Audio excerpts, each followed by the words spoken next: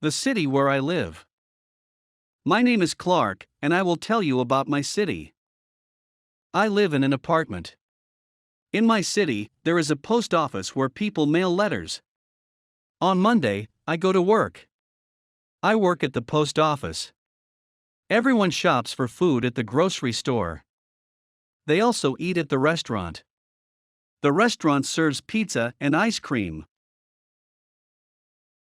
My friends and I go to the park.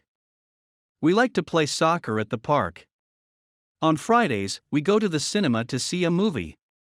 Children don't go to school on the weekend. Each day, people go to the hospital when they are sick. The doctors and nurses take care of them.